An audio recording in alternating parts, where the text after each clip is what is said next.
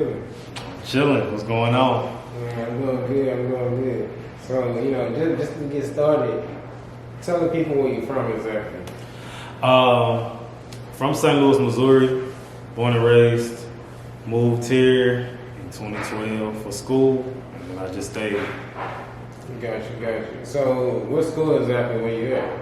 I was at the Texas Southern University. For sure. Out there, what? Did you like it out there? I did. I really did. Are you still there currently, or that was in the past? No, that was in the past. I graduated December 2016, so I was there about 4.5 years, and then I ain't going to grad school at no point. So, what did you major in? Majored in, okay, so it's a little all over the place. So I majored in English, minored in sports management. I originally wanted to be a sports attorney. Well, I like sports and then I'm good at writing, but I more so was going into law because it was kind of like you will be good at it. But where I'm at now, I learned just because you're good at something don't mean that's your purpose. So, Makes sense. I feel it.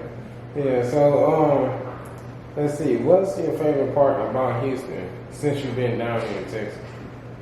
Honestly, it's always something to do. Even if you're not even on not even just like turn up wise, like it's just always somewhere to go. It's always someplace to eat at.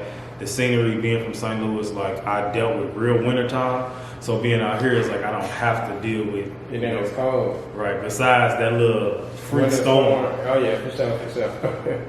Well, so with that being said, is that what made you stay in Houston after school?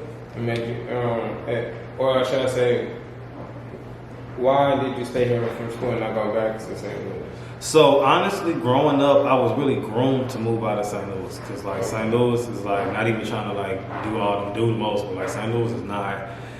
It's dangerous, and it's just not a lot for growth.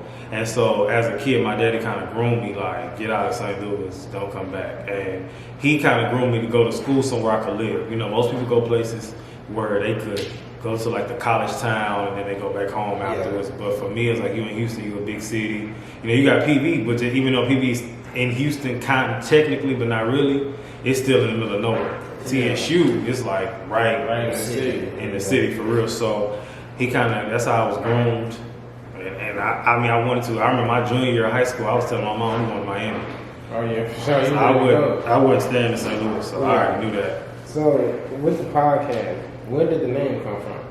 So the name is for sure PSA Podcast. So you could read it as like public service announcement, but it stands for Prodigy Sportive Stations. So Prodigy is the name of a brand that me and my father own. Sportive, and then I'm like a wordsmith because I was an English major, I like to write, that kind of thing. So sportive is a double meaning, but for me it means life and playful, like playful and lighthearted. And then attestations means something delivered as true or like news. So, and if you put it together, it's like Prodigy's funny news or light truth, because we talking about some real stuff, but we kind of delivering it in a way where it's like, we can soften the blow a little bit, but it's still not sugarcoating it, but gotcha. Yeah. For sure. So, who or what inspired you to actually start your podcast? Well, as far as a physical person, my dad, but I do believe it was like a divine intervention, honestly. But as far as in person, I remember my dad had called me one time. I was a substitute teacher. I'm a regular teacher currently, but I was a substitute teacher at the time.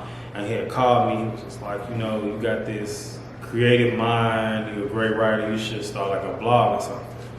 So I started a blog with the same name. And are y'all familiar with the show that used to come on VH1 back in the day? It's called Best Week Ever.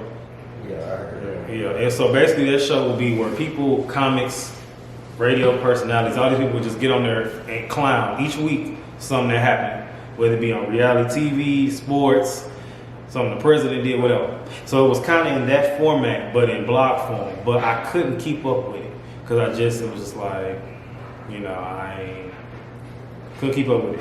Yeah. So I felt like the name was too creative and I didn't want to get rid of it. So I took a break. That's a lesson people need to learn. Take a break. It's okay to take a break. And I took a break from it in August, and I was like, I'm gonna keep the name, and I just kind of like marinated and just let God do what He was gonna do, and ended up dropping into December. It was like I should either do a podcast or a YouTube. At the time, I mean, I'm big, but I was fat. I was 280 something. And that's before I started losing weight. So I was like, well, I'm not ready for YouTube yet physically. So I'm like, podcast. I don't even like podcasts like that. Podcast ain't gotta be on camera. That's right. So you ain't even gotta be on camera, but I ain't even like podcasts like that. So that was December when I got the idea to do the podcast, or like January-ish. Started doing research 3 weeks prior to me dropping my first episode, studying the top 10 podcasts in the country. Like, what are they doing? Because I don't want to look at the people around me. I want to look at the top. Why are you on this list? Why has Forbes got you on this list? Why does, this website got you on this list? Because clearly you're doing something right. So studied them about 2-3 weeks. Dropped my first episode February 2018. Now I'm in season 5, May 2021. Can you name some of those podcasts that you just mentioned that you was actually studying?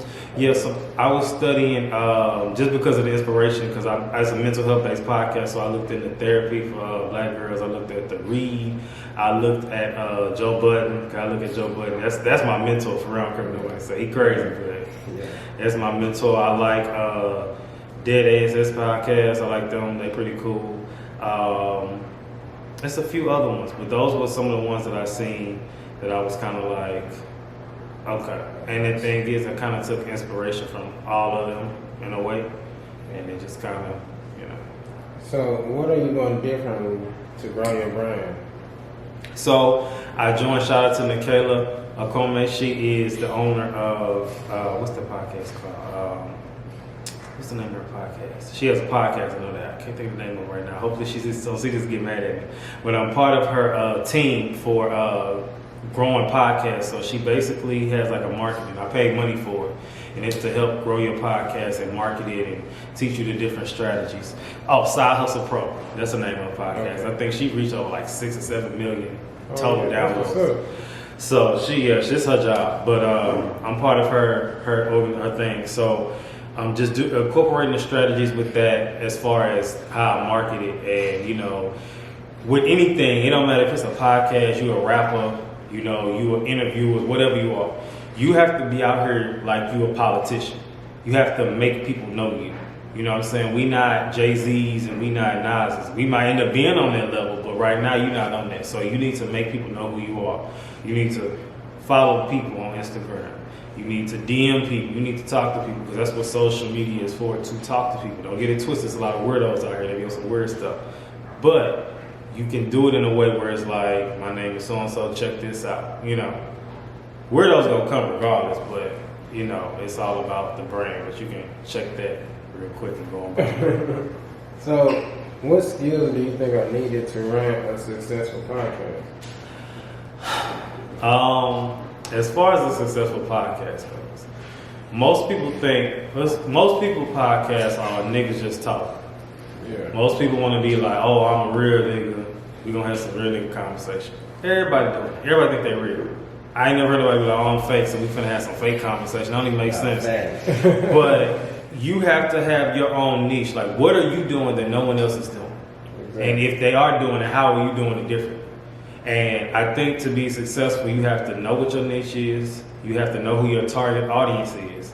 Don't just say everybody, because eventually it's going to get to everybody.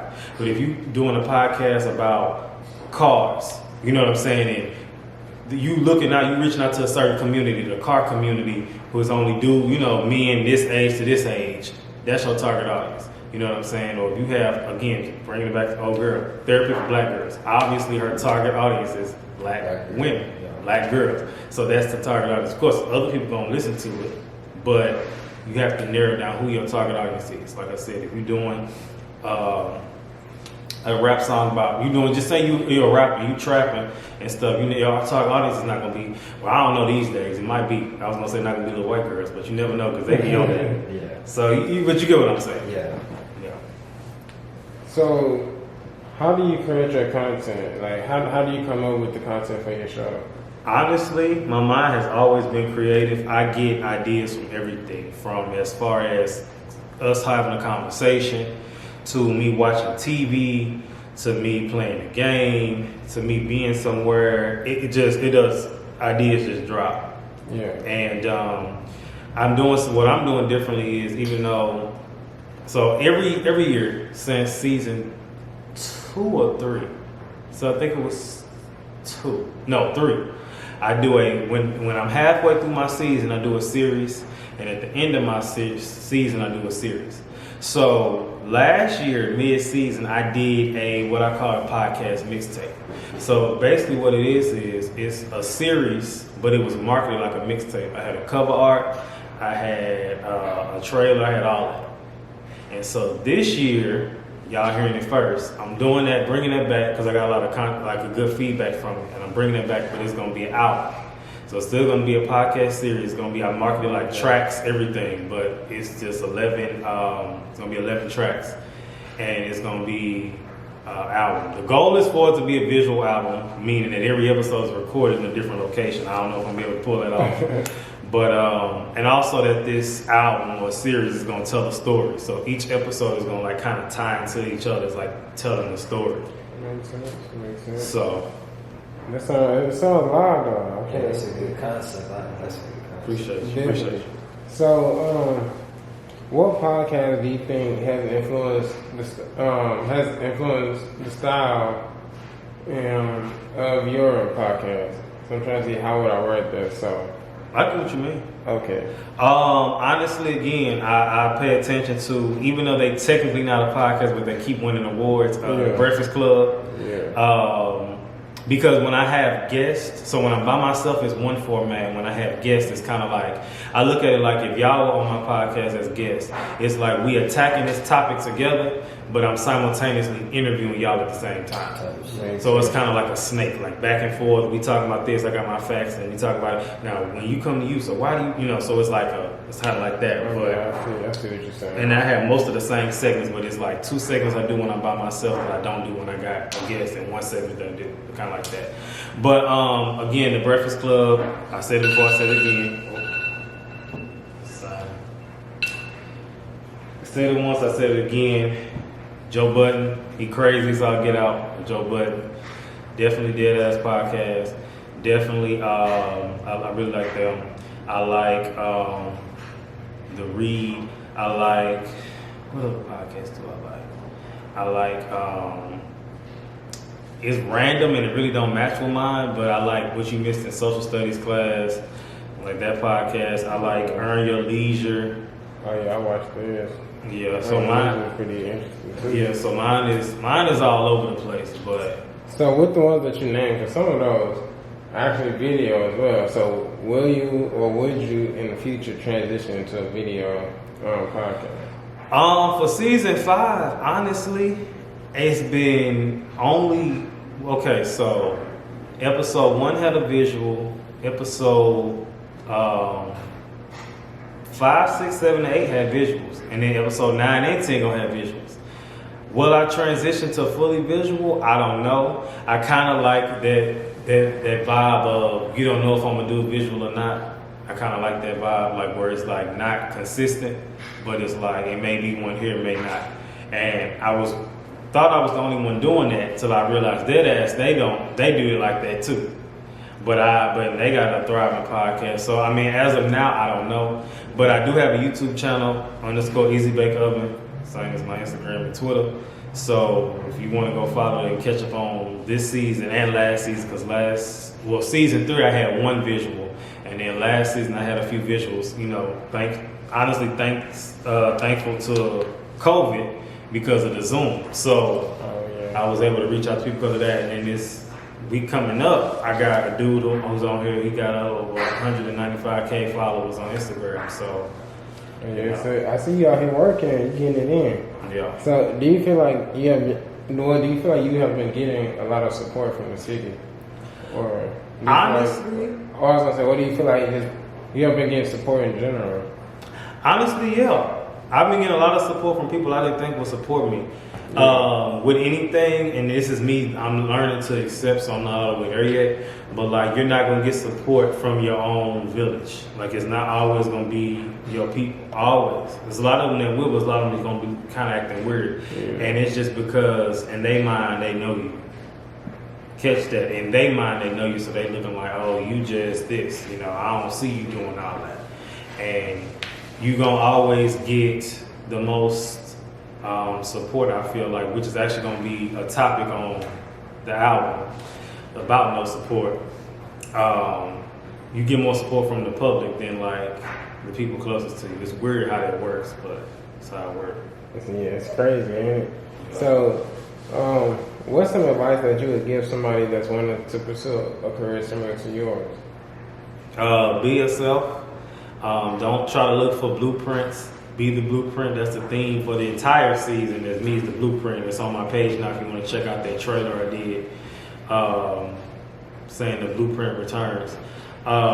Be your own blueprint. Don't try to seek out nobody to tell you how to do it.